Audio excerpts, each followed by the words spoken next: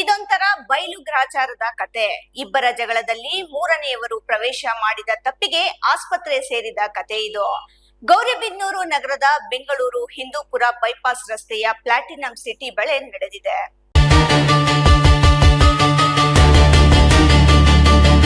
ಇಬ್ಬರ ಜಗಳ ಬಿಡಿಸಲು ಹೋದ ಅಮಾಯಕ ಯುವಕ ಆಸ್ಪತ್ರೆ ಸೇರಿದ ಘಟನೆ ಗೌರಿಬಿದನೂರಿನಲ್ಲಿ ನಡೆದಿದೆ.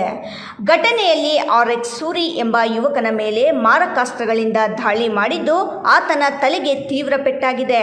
ಗಾಯಾಳುವನ್ನು ನಗರದ ಸರ್ಕಾರಿ ಆಸ್ಪತ್ರೆಯಲ್ಲಿ ಚಿಕಿತ್ಸೆ ಕೊಡಿಸಿ ಹೆಚ್ಚಿನ ಚಿಕಿತ್ಸೆಗಾಗಿ ಚಿಕ್ಕಬಳ್ಳಾಪುರದ ಜಿಲ್ಲಾಸ್ಪತ್ರೆಗೆ ಕರೆದೊಯ್ಯಲಾಗಿದೆ.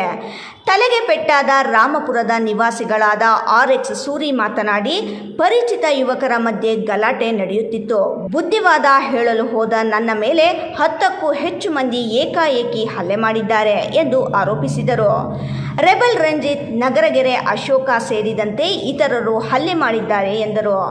ಘಟನಾ ಸ್ಥಳಕ್ಕೆ ಗೌರಿಬಿದನೂರು ನಗರ ಠಾಣಾ ವೃತ್ತ ನಿರೀಕ್ಷಕ ಅಂಜನ್ ಕುಮಾರ್, PSI ವರಲಕ್ಷ್ಮಿ ಸೇರಿದಂತೆ ತಂಡ ಭೇಟಿ ನೀಡಿ ಪ್ರಕರಣ ದಾಖಲಿಸಿಕೊಂಡು ತನಿಖೆ ಕೈಗೊಂಡಿದ್ದಾರೆ.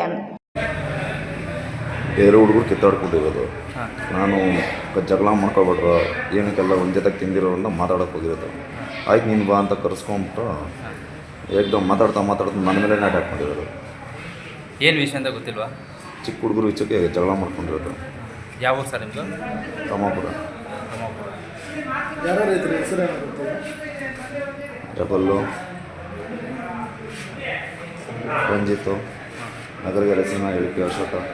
ಮಂಜುನಾಥ್, ರಾಯಲ್ಸ್ ಕನ್ನಡ, ಗೌರಿಬಿದನೂರು.